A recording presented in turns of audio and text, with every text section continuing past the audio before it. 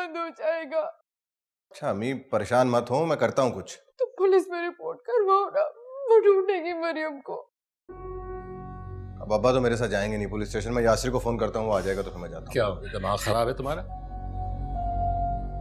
इस औरत की अकल तो घास चढ़ने गई हुई है।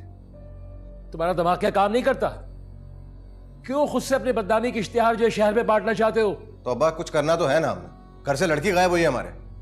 कुछ करने की जरूरत नहीं है, समझो मर गई वो, फातिहा पढ़ लो उस पे।